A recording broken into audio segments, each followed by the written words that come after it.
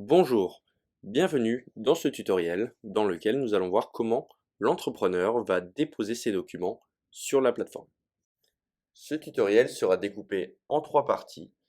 Le premier est un dépôt d'un ou plusieurs documents sur la plateforme. Le second correspond à un dépôt depuis l'application smartphone de votre cabinet. Et le troisième va correspondre à un envoi par mail de documents. Dans notre exemple, je suis Guillaume Simonin, gérant de la société Boulangerie Père et Fils. Pour déposer mes documents, rien de plus simple, mon cabinet m'a mis en place un raccourci vers ma zone de dépôt afin de déposer mes achats. C'est donc le bouton Déposer mes achats que nous voyons à l'écran. Je peux aussi tout simplement me rendre dans la partie Fichier afin de naviguer dans l'arborescence pour déposer mon document. Je vais donc utiliser le raccourci pour me rendre dans ma zone de dépôt et ainsi déposer mes achats. Je vais bien sûr pouvoir faire un glisser-déposer dans cette zone, mais aussi cliquer sur le bouton que nous voyons afin de télécharger un document présent sur mon poste. Nous allons maintenant voir comment ajouter un autre répertoire en tant que favori pour faciliter le dépôt des documents dans le futur. Il suffit de vous rendre dans le répertoire que vous souhaitez, cliquer sur l'étoile et ainsi choisir un libellé et des couleurs pour le bouton que vous souhaitez mettre en place.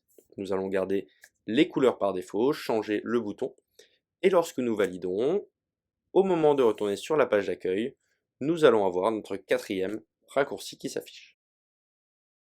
Nous venons de voir à l'instant comment déposer directement sur la plateforme.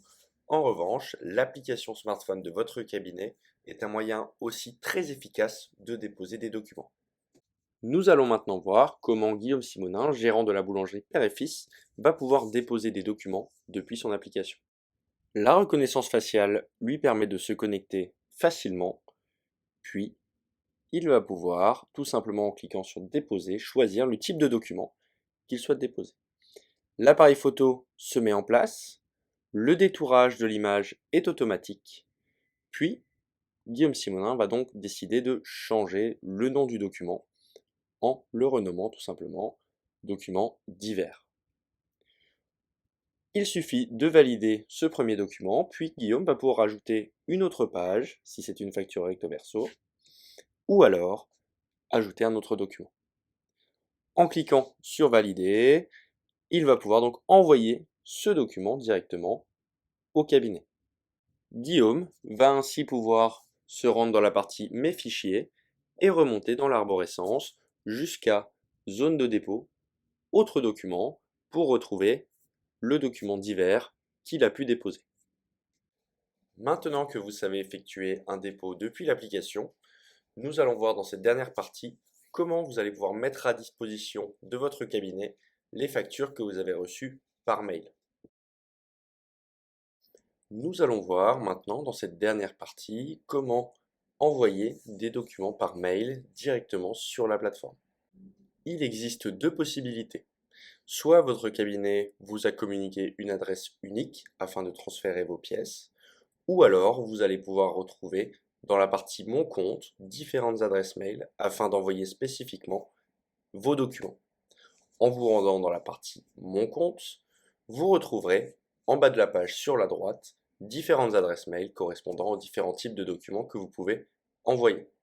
Nous avons donc autres documents, facture de vente, facture fournisseur, ainsi que relevé bancaire dans notre exemple. Grâce au bouton Copier au bout de chaque ligne, vous allez pouvoir facilement prendre cette adresse afin de la coller dans le nouvel envoi de mail et donc de facture que vous allez réaliser. Nous pouvons partir d'un document présent sur notre poste, tout simplement en le recherchant, en le joignant au mail et en envoyant, ou alors simplement via un transfert depuis un mail reçu par votre fournisseur. De retour sur la plateforme, vous allez donc pouvoir vous rendre dans votre arborescence afin de vérifier ou de consulter la pièce qui a été déposée. Donc là, dans notre exemple, une facture fournisseur. Cette facture se retrouve aussi bien entendu sur l'application du cabinet.